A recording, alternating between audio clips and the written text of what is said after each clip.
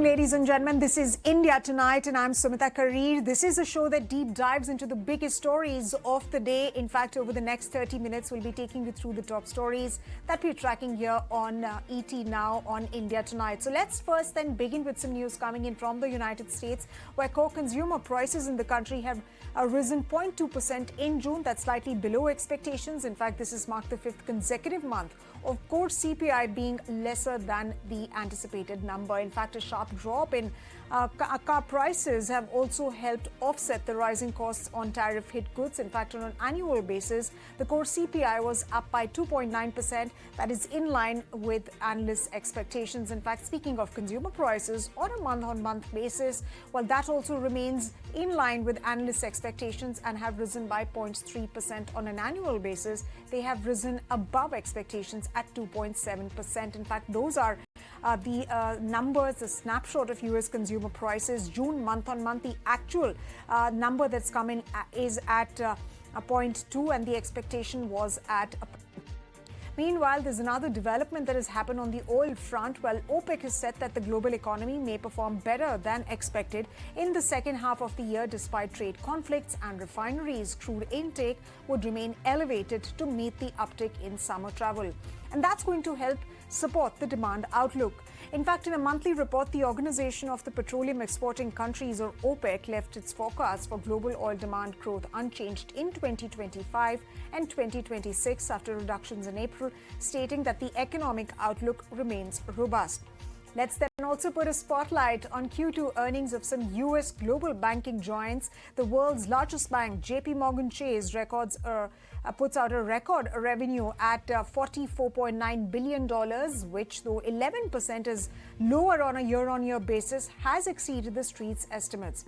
In fact, profit for the bank fell 17% at $14.99 billion. That's still better than expectations. In fact, Jamie Dimon, the company's big boss, said that the U.S. economy has remained resilient in the quarter, but he also stated that significant risks still persist.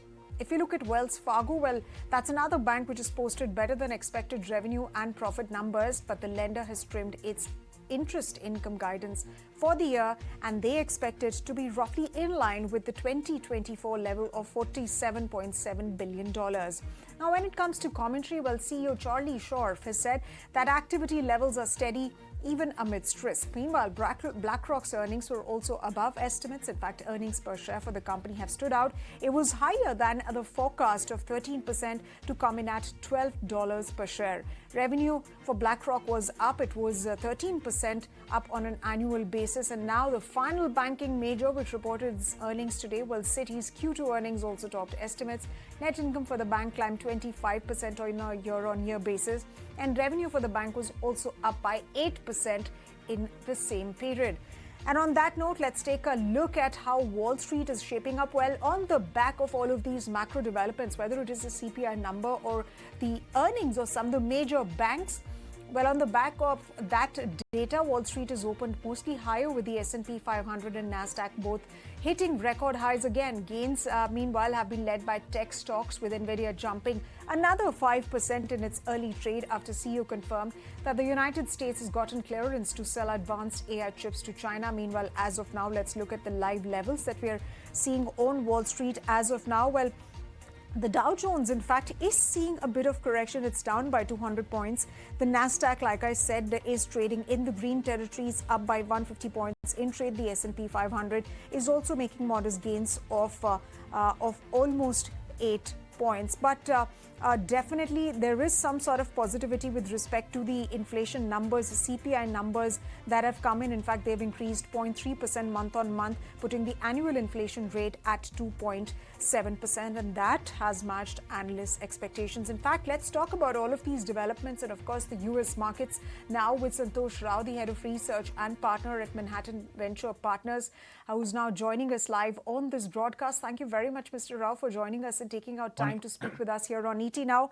Speaking firstly of the inflation numbers, the CPI numbers, do these numbers surprise you, given that there were expectations that the ongoing tariff policy of the United States would in fact lead to inflation going up for the United States? Yes. In fact, inflation did go up versus the last year. On a month-over-month basis, it was okay. But I think the bigger question was the bigger issue or bigger takeaway is that yes, inflation is creeping in. Prices of goods that were imported, they went up. So, like consumer products, consumer imports, rather, imports related to consumer products definitely went up. So, we saw signs of inflation peeking into the market. So we'll see more and more because companies had a lot of inventory stacked up, so they did not pass down everything. They still have the old prices in the inventory, but as we go along, you'll see them pass down more. So you will see that yes, it was contained to some extent. It was expected. The market expected some inflation effect. We saw some inflation effect, but not that much as yet. So net, the market is absorbing this, but there was enough to for people who could say that inflation is going to affect prices. I think they saw enough of it there.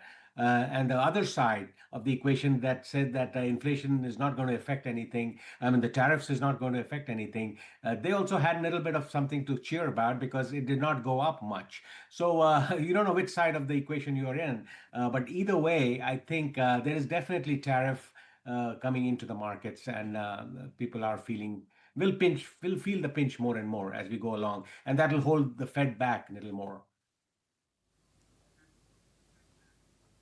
Right. So, Mr. Rao, are you suggesting that there will be a show of tariff-driven inflation hitting the US economy? And how soon then does that start reflecting? Yeah, that's the thing. As we go along, you're going to see more and more. Like I said, companies really purchased ahead of time. They wanted to beat the inflation, the tariff implementation, so they stocked up on the inventories and all that. So they have whatever they need for now. But at this point, slowly they're going to wear away the inventory, and you're going to start seeing more and more new products come in imported at higher prices, and that's going to feel the pinch. So you can see the next report will probably show more inflation, and so on. So there's definitely tariff is play, and that was expected. There's going to be a slight bump. At least there is always a slight bump. It happened in President Trump's first term as well. You see a slight bump, and then the prices stabilize at a higher level, and the market adjusts to that. So that's what you're going to see again. It's not going to be really drastic. Right, sir. Let's see where the ultimate tariffs land because there's still negotiations going on. They have frameworks everywhere, but nothing finalized in terms of the tariffs. So let's see where that ends up, Right, sir. especially with Right. tariffs on India and Russia and Mexico and all the Absolutely. other things. A lot of talk about 50, 100%, Yes. all that stuff. So that's still kind of unsettling the market a little bit. And But at BRICS this point, also. BRICS the and belief is that it will go Brazil, up. Mr. Rao. So, right. Right, Brazil also. Right, So and similarly, those are what I'm some saying very is interesting we don't know points that where you've everything raised, will land ultimately. during your answer, and we'll come to some of those. Yes, sir. In fact, we'll talk about some of those points that you're raising right here over the course of the discussion, particularly with respect to India and the expectations that investors have. But let's also get in your expectations on how do you expect the Fed to move with respect to its rate decision trajectory, even though there's been a lot of push, a lot of pressure from Donald Trump, who's also posted just a short while back on Truth Social that the Fed should cut rates by 3 points, very low inflation. And in fact, he's also said that $1 trillion a year would be saved. Yeah, I don't think the July cut is off the table. In that meeting, you're not going to see any cuts. That's pretty much consensus view. I think the earliest cut we'll see in September and probably a little later as well. Two cuts this year, but that's also dependent on the data that comes in. The Fed chair has said pretty much that I want to see a clear sign. He wants a clear line of sight as to where the tariffs are going to land and what's the final setup of the tariffs worldwide. So he's not in a rush. He doesn't care what Trump is thinking. It's an independent Fed. Yes, every president wants the Fed to lower the rates. They like lower rates. And I was reading about this in the past. One of the presidents actually wanted the Fed chair impeached. I think this was a while back. So yes, that's a very common thing. It's not unusual.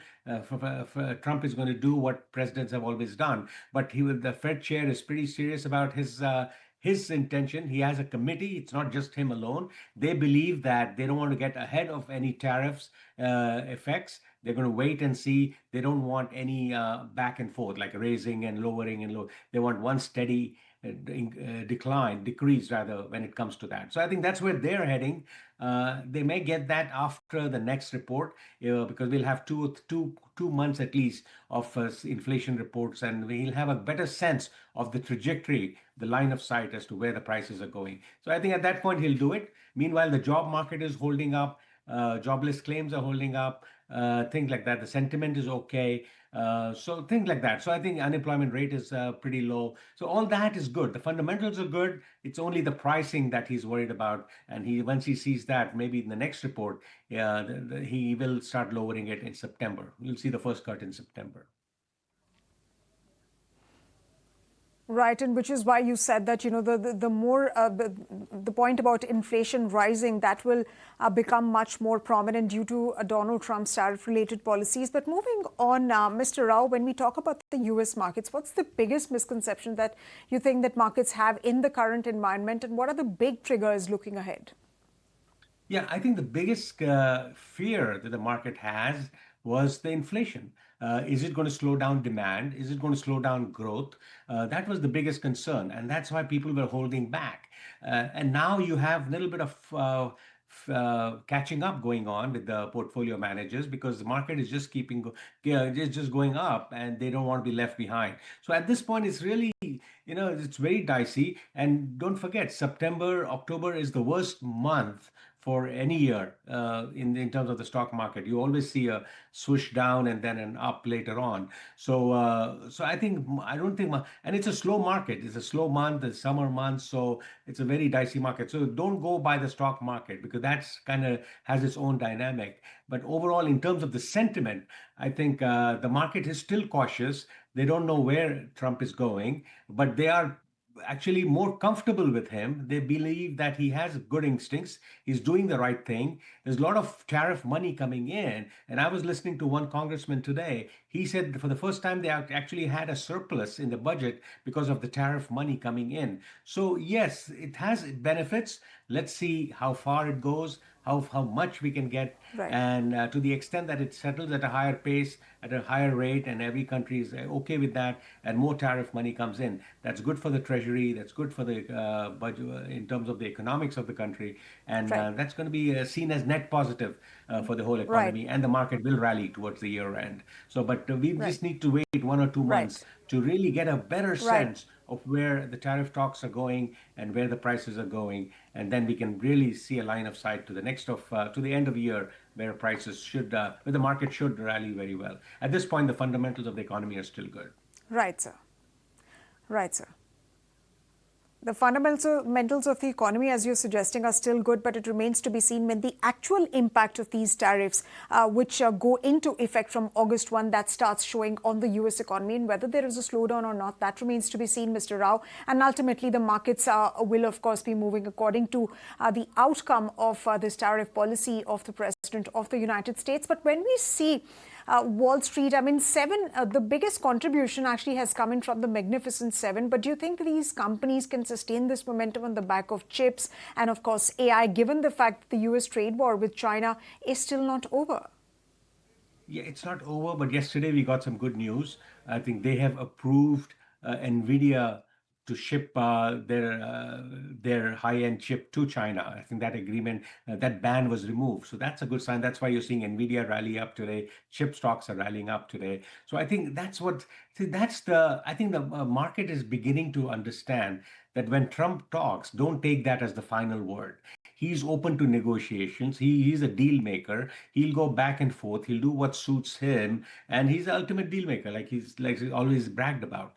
And so I think he had said never again, but then again now he's giving in to Chinese in terms of the chips. So similarly with other products as well. So you're going to see that things will settle down. So I think in the end, uh, things will things will work out. But we need to see where he goes. Sometimes he seems very serious. He's talking about Mexico, Canada, which are the leading partners. If he's going to clamp some tariffs in there. So we haven't seen the reactions from the countries yet, because they haven't seen the full final form of the tariff that they're going to face. So it's still a lot of talk going on. So until that settles down, you're going to see a lot of uncertainty and volatility, at least for the next 2, 3 months. So whatever his deadlines are. But overall, I think the consensus in the market is that he's doing the right things about tariff. Leveling the playing field is a good idea. No one had the guts to do it in the past. He's doing it. But is it sustainable? That's the big issue. Will other countries go along and will it impact growth in the long run if demand slows down and prices go up? So I think that's the big issue, that the macro issues that Right. everyone's grappling with. Let's wait and see where that goes. But it's a lot of Absolutely. wait and see right now. Absolutely. Right, Mr. Rao, it remains to be seen the impact of those tariffs. For now, it's just been Donald Trump making a claim and then going back on that. And of course, that's been branded as the taco effect, that Trump eventually chickens out. But do you think that's going to happen with respect to the India-US trade deal negotiations as well? Last week, Donald Trump stated that a deal with India is happening soon. And of course, we're given to understand from government sources that a team is currently in the United States from India to carry forward those negotiations. This is the fifth round of talks. Do you think the United States, with the kind of pressure that it is facing from allies, and it's not really been able to sign any good deal, any significant deal, is really banking on India for that deal? And will it be giving significant concessions to India? If he can get a if he can get a tariff agreement with India, that'll be the biggest win for him. And I know he wants it badly. But I don't think India, from what I was reading today, I don't think India is going to give in to the demands of the dairy products that's where the sticking point is, the agricultural and the dairy products.